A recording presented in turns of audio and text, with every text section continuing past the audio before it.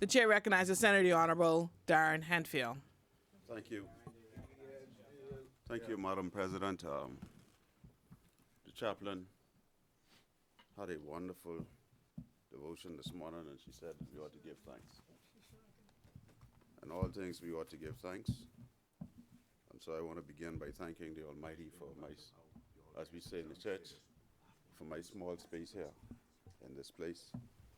Many are not so blessed to be so, still here, above ground.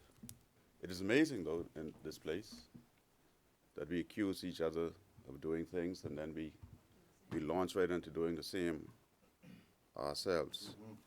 I will not prolong this debate by engaging in such activities, Madam President. I want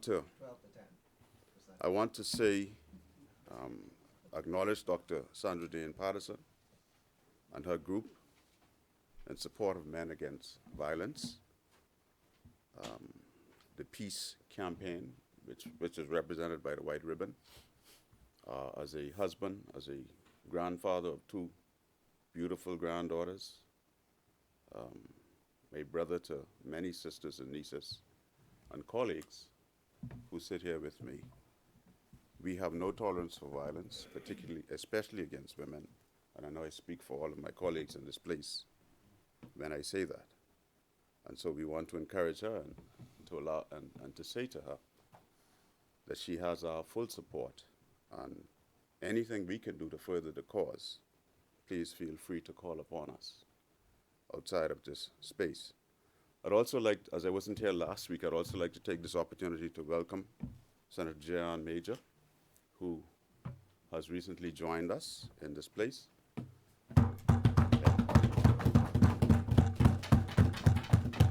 And to say to you, with greatest of respect, watch the company you keep. Yes. What I'm telling you, you have exemplars in here that you would be wise to follow. You know, this is a place where the cut and thrust of the arguments, political arguments, are what they are. It's the nature of what we do, but they should never be personal. We should do our work, and we should leave this place as friends with each other, because I believe in our own inimitable way, seek to build a better Bahamas for all of us. And so, with that little tongue-in-cheek remark about your friendships, welcome to this place. Madam President, you know, I don't know whether to thank the government presenters or to argue against what they were representing here today, because the Attorney General went to great lengths to say to the Bahamian people he was what we call approbating and reprobating, blowing hot and cold. He went to great extents to say to the Bahamian people, this is a bill foisted on you by the FNM. And then at the end of the day, it all came out in the wash that this is an OECD G20 initiative, which keeps us off the blacklist and keeps us in good standing in the communities of the world. And as I go through my notes, we'd find that you know, I've heard numbers like 140 countries have signed on to this initiative, and I've heard as high as 180. I would say just at least 140 countries. So our administration was not by itself in agreeing to sign on to this legislation, which this government now falls upon, and rightly so, to keep our country in good standing as we try to do business in the rest of the international community and in the world. And then I was further taken aback when he said that the revenues generated would be in the region of 200 million. That's yeah, because I heard the Prime Minister's projection. Yes, it was his personal view, but the Prime Minister's projection was that it would be in the region of 140 million. That was the Prime Minister's projection, right? No, I'm not impugning him. I'm just saying that it's a moot point. it is And a- you said he's a tax lawyer, so we it is a it's a big fig. It is a big 200 million is a big figure. I just want to remind my colleagues when we speak about VAT, that VAT is a regressive tax, and yes, we all agree, that VAT is what it is, but VAT was introduced under the PLP administration. One- Correct. 100%, 100% VAT, 100% VAT was 7.5 to 12. given to the Bahamian people 7.5 to 12. by a PLP administration. He immediately came in office and 100%, 100%.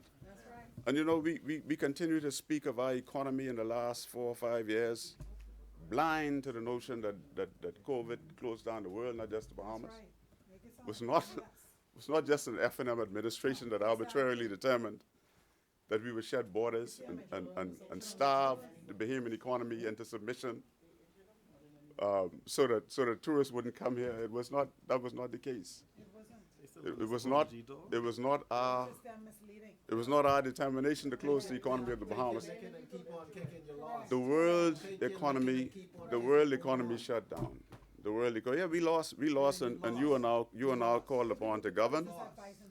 You are now called upon to govern, and Let's stick to the we ask that you do so.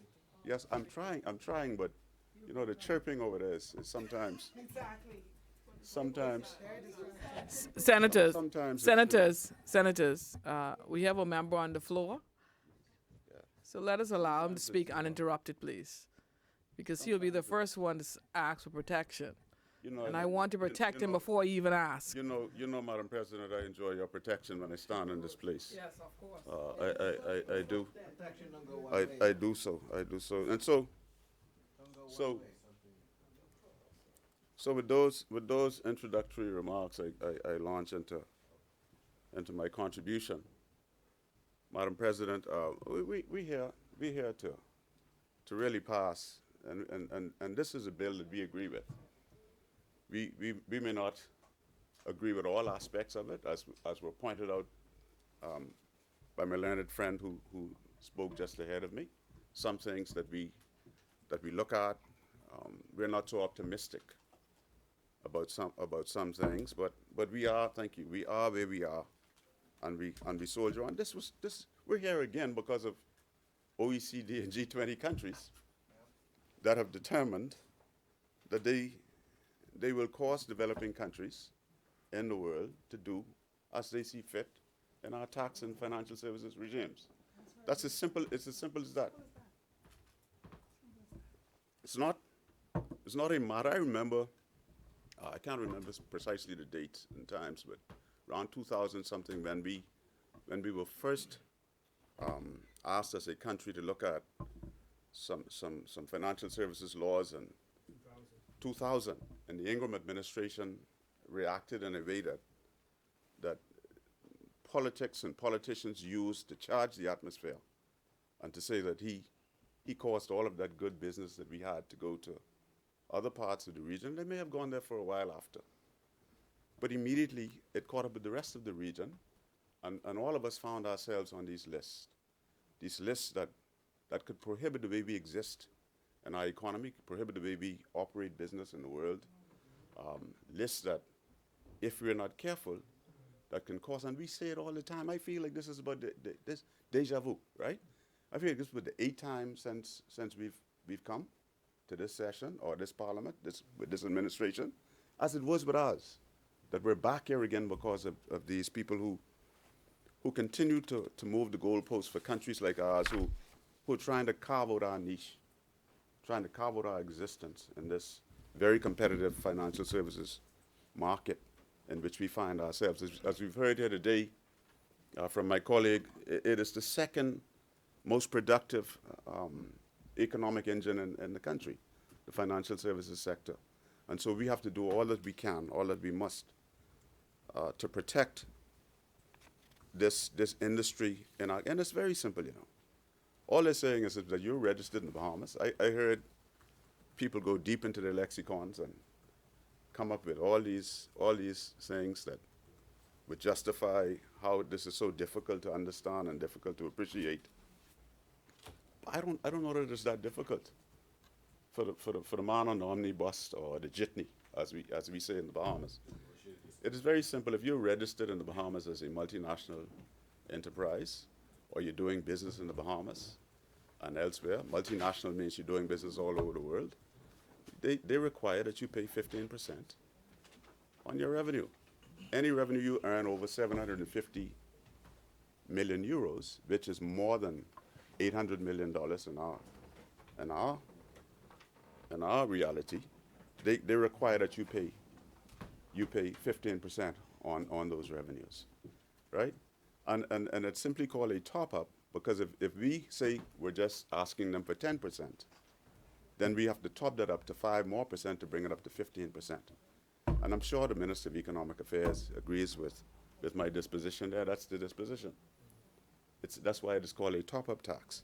So that we can, in their eyes, they want to level the playing field for all of us to de-incentivize those corporations and entities that do business outside, to not look at the Bahamas and jurisdictions like the Bahamas as a more favorable jurisdiction to come to, because we are just under the 15%. That's the gist of the core of what this is all about. They're asking us to come up to 15%.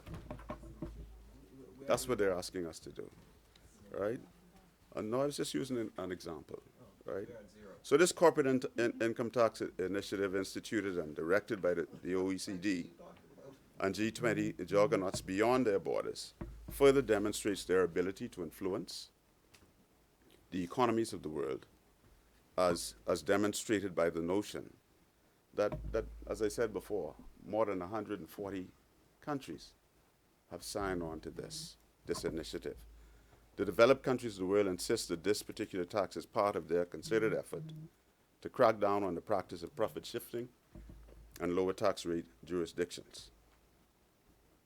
So the 20 or so, as I understand it, I stand to be corrected, the 20 or so enterprises in the Bahamas that fall within this category of 750 million euros are the ones that we expect to recover from in taxes to the tune of more than $140 million. The truth is that if we did not move to implement the tax, other jurisdictions would take it from us. And that wouldn't make much sense. That wouldn't make much sense for us to allow other jurisdictions to benefit from monies that may pass through the Bahamas or have some nexus to the Bahamas as these enterprises operate in our country. So as we've done for so many times previously, we find ourselves again acting, Madam President, in the interest of our financial services sector. In the result, we are advised that the government of what the tax will generate. Now, when this bill was moved in the other place, and I'll touch on some of the comments made about the tax and the VAT and how the F&M failed people. And you know, when governments fail, there are consequences. And I watched in amazement the dismay of people in November 5th elections, I think November 5th or 4th. The elections, the 5th elections just to the north of us. I watched with amazement as people could not believe the resounding results, right? But that is the nature of democracy. Democracy is a thing where people vote who they believe is best for them, they vote them in. Who they believe is not good for them, they vote them out. In 2021 September, the people of the Bahamas thought that the F&M, the Free National Movement, was not good for them. So they voted us out in resounding fashion. Only 7 of us survived. I believe the same thing coming for you all. Oh, yeah. Right? I don't think it's 7, No, I believe that. No, I really believe that. Yeah, I believe. I don't know I don't know how many can survive, but you know, I remember in 2017, and you know, we fool ourselves as politicians to think that it is something so attractive about us that cause people to vote us in, or keep us in, or vote us out because they don't like the other fella. If you look at the last several elections in the Bahamas, you'd recognize that people were voting people out. They weren't voting people in, you know. They just say, this crew so bad, I got to get rid of them. And they, you know, in 2017, I think four survived in the PLP, 4. And that was ironic because the elections were called on the 10th of May. And I remember as a member of the Defense Force, that's the same day, the 10th of May was the anniversary of Flamingo. And we lost four seamen. You know, I don't want to digress. So all I say is, when people vote governments out, they vote a government in, and they expect better. The Bahamian people voted Madam President for a new day, for a better day. Having suffered through the consequences of Dorian, having suffered through the long winter, right? Summer and winter of COVID-19. They wanted better. And so, inexplicable to some, but very understandable by others. I always ask my wife why she didn't tell me what that song really meant, what Nishi was singing. I didn't understand. See, what the song was? Nishi said she tired what? Tired being home, something like that, right? Loose me. Yeah. And so the Bahamian people wanted to be loose. And now they find themselves in a new nightmare. In a new nightmare. In a new nightmare, right? The vast majority of Bahamian, you know, the Prime Minister said when he moved this bill in the other place, and I read his comments, because I always want to read what the Prime Minister says and not even take from the newspapers. Those comments. The Prime Minister actually said when this bill was moved in the other place, it was accompanied by the notion that this newfound wealth will support the government's transformative, people-focused agenda. People-focused agenda. That this 140 million that we would come into now or more, as we heard here, some think up to 200 million, would be focused on the people's agenda. And I think that's what Bahamian people are looking for. The Bahamian people are looking for the mechanism by government, any administration, that would cause them to be a part of what the government is doing. Not just a by-the-way kind of thing you do in the interest of politics or in the interest of being re-elected, but they want real focus. They want a real focus on them. I wouldn't get into the issues from the people from the north of us, but I believe they thought that they are voting in a change for real focus on the things that they are concerned about. The things that they are concerned about, and that's what Bahamians voted for the New Day for, right? The Prime Minister actually went on to say, whilst moving the bill in Parliament on the 6th of November, I think that was the date, that the vast majority of Bahamian people have experienced lower taxes in the past 3 years. Not surprising, coming from him, though, as many Bahamians have concluded that the Prime Minister is out to lunch when it comes to what they're feeling and what they're going through, right? Many Bahamians feel like the Prime Minister is completely disconnected from their reality on the ground, right? I mean the Prime Minister no disrespect. I mean him no disrespect. I'm just speaking the truth here.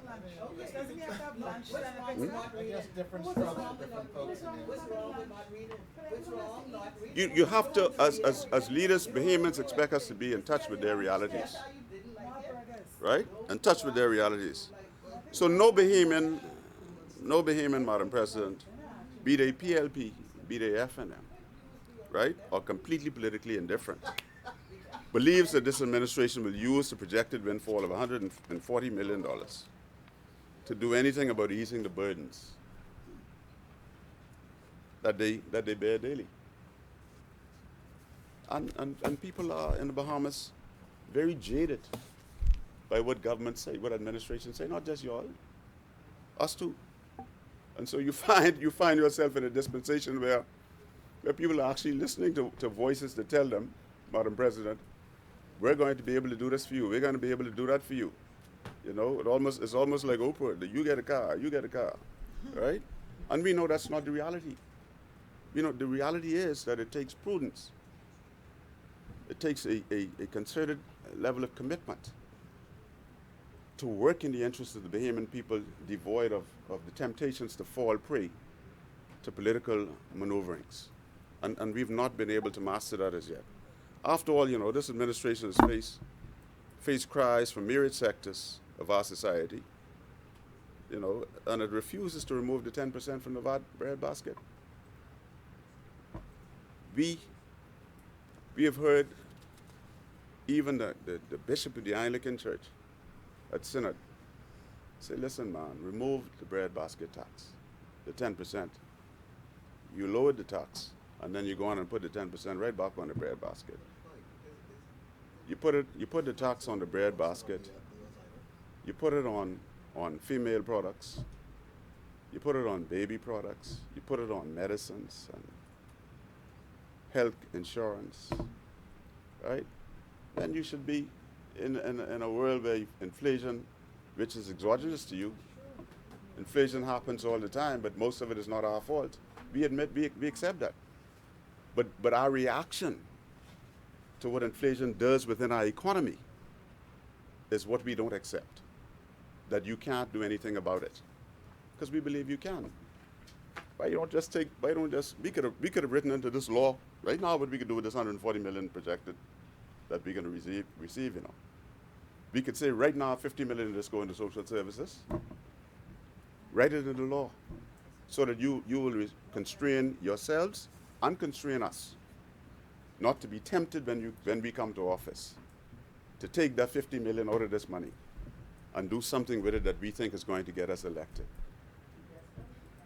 You could write that in the law right now and say, I'm going to use $100 million out of this to help poor Bahamians find housing. And y'all could have passed it when y'all was in government. Just like that, you could write it into the law, if you wished. And so that's why I don't believe it's going to go anywhere toward helping the Bahamian people out of the misery that they're in. It is believed that the Bahamas ranks among the six most expensive countries in the world to live in. The 6 most expensive, and that is amazing, seeing that we live right next door to the wealthiest economy in the world. I mean, if you go to Bimini on a bright, clear night, you could literally see the glow from Florida. Just the same as if you're in North Andros and Morgan's Bluff, you could see the glow to New Providence, right? That's how close we are. But yet we have not found ways. We have to find a way to benefit from our geostrategic positioning to help Bahamians live a better life. And I don't know how we're going to do it. None of us have all of the answers. But together I know we can do it. We can remove the Bahamas from being 6th in the world, the most expensive country to live in, with more effort. With more effort, I believe, if we put our minds to it. You know, in a statement issued by the Prime Minister, his office is dated the 7th of November, 2024. The Prime Minister acknowledges that the challenges faced by Bahamians are not new. They're not new challenges that we face. He said they are deeply rooted and long-standing structural issues in our economy that have been building over many years. Madam President, our leader, the Honorable Michael Pintard, recently said that tens of thousands of Bahamians are hurting. And rather than the Prime Minister come up with sensible proposals on how to alleviate the pain they are experiencing, he blames Bahamian people by saying it's your choices. When the truth of the matter is, a number of pressures have come from the Prime Minister's choices. You know, we felt that pressures came and you put the VAT back on the bread basket. That's how we felt. We felt that was pressure. We felt that when you ignored to do what you should have done at BPL and keep in place what we left in the hedging, the fuel hedging, we felt that was pressure. There are some things that you have to do to manage, but there are some things, again, that we felt, well, you know, you didn't have to do. You should have kept the hedging in place to keep the fuel charge steady. Coming out of BPL and Bahamas would have been enjoying a lower rate. At least they would have known. They've had a ballpark figure as to my light bill has been under this hedging program. My light bill, my electricity has been $150, $250 a month. It will remain there. But we say to the Prime Minister and the administration, sir, just begin by removing the VAT. Remove the VAT. That's a simple fix. Don't wait till the election to try to do that. Because people can look at you and take it and say you think we're fools. I've seen it happen over and over. Move the VAT from the bread basket and then remove VAT from healthy foods, because we're dying. We're dying in this country, many of us, from non-communicable diseases, hypertension, diabetes, cholesterol, high cholesterol, and these things, because of what we're forced to eat, many of us. We're forced to eat only what we can afford.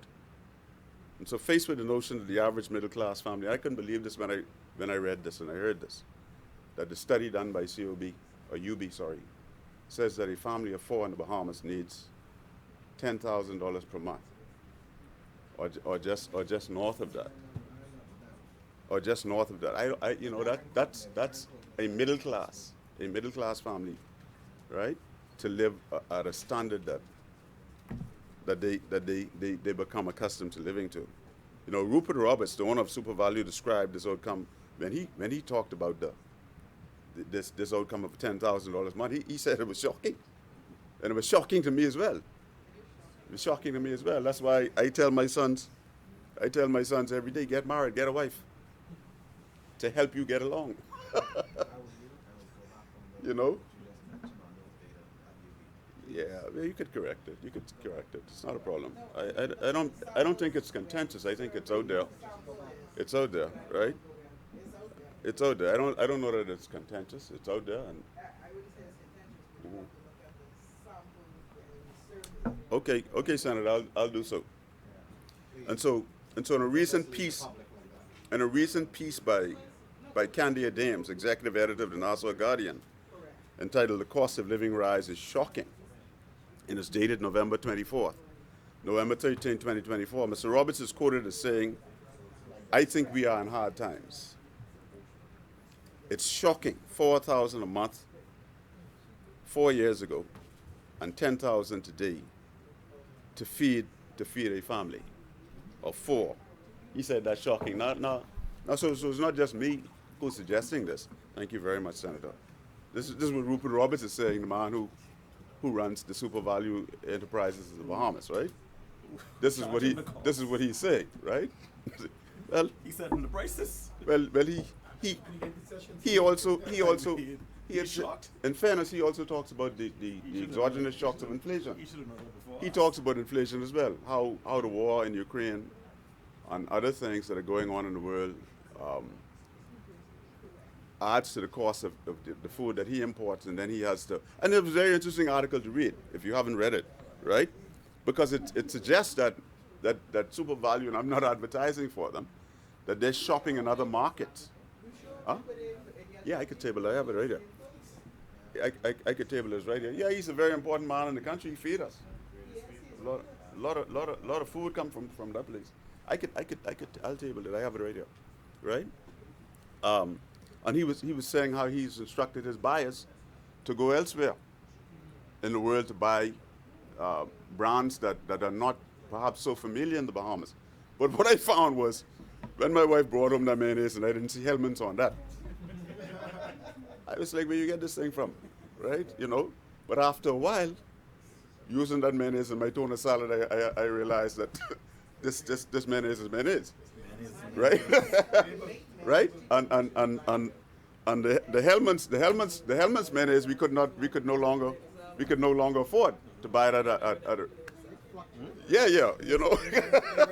You know, And so he's actually instructed his buyers to go elsewhere in the region, perhaps, Brazil and other places, he said, to buy more affordable products for Bahamian families. And we have to, as lawmakers and leaders, we have to encourage Bahamian families to know that, you have to make some adjustments. If you can't get the Hellmans, get the other label. Get the other label. What is it? Dukes. Okay. So Senator Forbes say Dukes is good. All right. I don't know if it's Dukes that we get. I can't remember. I can't remember especially what it is, right? So food security. As we talk about taxes and VAT and other things, food security, Madam President, in the Bahamas seems to be unattainable. I'm almost there right now, and we thought when we heard the $15 million Golden Yoke program rolled out, we thought that we would be able, we were on our way to put a dent into the food security issue in the Bahamas, because we eat a lot of eggs. Apparently we eat a lot of eggs in the Bahamas, particularly since the price of a crate of eggs are now once more approaching $6. Remember at one point we had a glut on the market and eggs were down to 2 something. I go to the food store. I don't know how many other men do, but I go to the food store because I enjoy cooking. It relaxes me, right? And now eggs are climbing to the point again where they are now 505 something, 5 something. What I read 539, right? 539 a crate. And so it begs the question: what happened to the Golden Yoke program? What happened to the Golden Yoke program if eggs now back up to they back up to now? Who in charge of that? BAIC? Yeah, buddy. Yeah, you should be able to answer that. Should be able to answer what happened to the Golden Yoke program, which we spent $15 million on. Madam President, just to on a point of clarification. No, you can't clarify what I speak to. You could get up after and say what you want to say, Oh, is there? or you could ask me to yield, but you can't clarify what I speak to. That's It's not quite the rule. wrong. If you Point ask of me to order. yield, I'll yield. Senator, my good namesake, can you yield and let me Absolutely, absolutely. let me address? Absolutely. If you tell me about the Golden Yoke, I yield. Well, just briefly to say that program is advancing, and the Ministry of Agriculture and Marine Resources, along with the agencies, are making good strides, and you should see forward movement in very, very short order. Yep.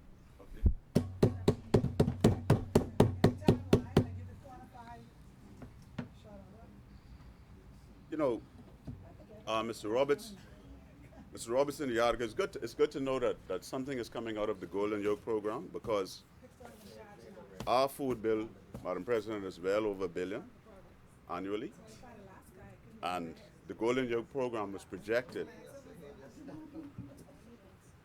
The Golden Yoke program was projected to put a dent in that to the tune of about 12.5.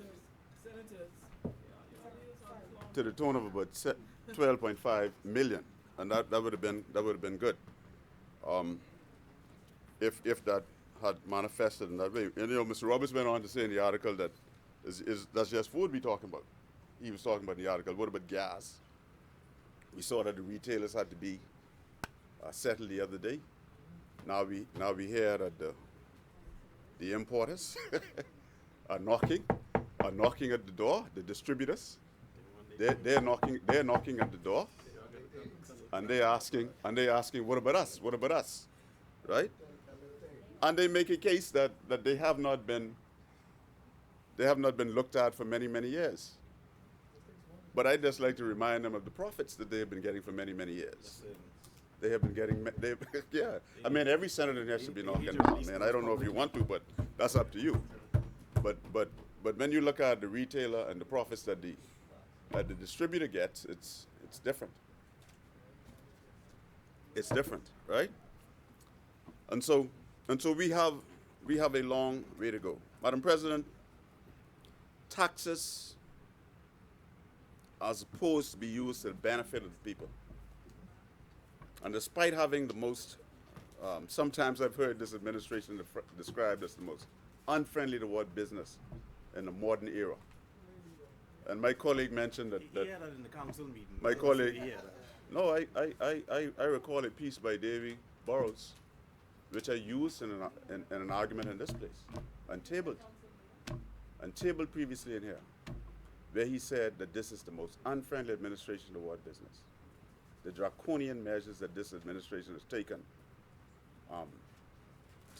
to deal with businesses in the Bahamas is most unfriendly, most unkind, and he went as far as to suggest that the business community, you're a businessman, that the business community should be a partner with government in helping to keep the economy floating on about, you know, in our administration, when we come next, we're projecting that we're not going to charge business licenses on companies that are under $100,000. Because we believe That's the that case now. business licenses? Yes. Okay, well, that's good. So y'all ain't That's changing good. nothing. That's the That's grand good. plan. Madam President, I stand on a point of order. All right? No. The chair recognizes Senator the Honorable Darren But he Henfield. corrected himself. He mumbled. He mumbled, but he didn't correct himself in a way where the public understands. Madam President. Right? So I want, Clearly you don't run a business, man. yeah, I want the honorable senator to understand that the case is currently that taxes are not levied on businesses making 100,000 or less. You mean Business VAT, license fees. You mean VAT is not paid. No business license. Business license. Okay, I stand corrected. No, so I want it, Madam President, I want it struck off the record. Hold on, but that's I- the grand. I- That's I the got grand no- business plan. I ain't got no Something we further- do. I ain't got Because, Madam President, what it is doing is it I misleads the public. That's all. Thank you. I exceed the point. Thank you, Senator Henfield. I exceed the point. You see the I point. see the point. Okay, so therefore we're gonna remove. That's the F&M grand plan. Yeah. And so, no, we have some more plans. What? Other ones? We have some more plans that we can You let gotta you know let us- about you gotta let us something know we ain't in already due time. doing. In due time. You gotta let us know Order. we're already doing. Madam Order, President, order. Wait. Hold up, please, Senator Henfield. Hold up, please. Senators, just want to strike from the record the remarks with respect to the business license yeah, I fees was being wrong- I was removed. wrong with that, and I'm a big boy, I admit. Thank you, Senator And I'm Henfield. wrong, unlike many people in here. Thank you, Senator Henfield. Please kindly proceed. Thank you. Thank you, I appreciate that. many Thank you, people in proceed. here who go to the gallows. Who go to the gallows holding on to mistruths. I'm not like that. Madam President, taxes are supposed to be used to the benefit of the people. And despite having this most unfriendly administration toward businesses and collecting taxes, to the point where we see armed security, we see armed men going to business places, going into business places and collecting or forcing people to say, go and pay your tax. That's not the way you should be doing business in the Bahamas. And we vehemently oppose such tactics in the Bahamas, this fun-loving, beautiful little country. I saw a fellow on the news at a marina who said that when this group came through his marina, he didn't know what to say to the tourists and the guests. Of course, I mean, certainly we don't have to stoop to such draconian measures in the interest of collecting taxes. And you know, we see all across the country that the taxes are not benefiting us. They're not benefiting people. I get to my phone every day, the verges of the street on Sherlin-Boodle Highway, they're overgrown, bush reaching into the road. And governments are blamed for these things. Administrations are blamed for these things because it is the administration's responsibility to keep public infrastructure. The roads are filled with potholes. Cars are being broken up. The docks are in a state of disrepair. Green Turkey's still crying for a dock. It's not fair that they would continue to pay taxes and can't feel the benefit of the use of their tax dollar. And all they ask is for the government to put in Green Turkey, you know, a public dock that would be able to receive the mailboat, that they can get their goods without causing injury to themselves or to the people that are operating around the dock space, tourists and the like. That's all they ask for. The people in Grand Key are continuing to cry about, and somebody in the government ought to speak to the phone service providers. They're crying up, they're talking, Senator, always about they offline for like 2 and 3 days, sometimes 2 weeks. They need consumer protection. I believe you're doing a great job in the role of consumer protection. I invite you to go to Grand Key. You're giving me more hope that E.J. Bow's spirit still lives in the Bahamas. Go to Grand Key. Find out why the service providers keep them off for 2 weeks at a time. It's intolerable in the Bahamas, in modern Bahamas, that should happen to any community in our country. And so we encourage the government to use this newfound wealth that the FNM has caused them to come into in good stead to the benefit of the Bahamian people. And with that, Madam President, we support the bill, and we support any actions of the government of the Bahamas to support and ensure that the financial services sector in the Bahamas remains competitive, remains viable, and remains growing and striving in this industry. We thank you very much, Madam President.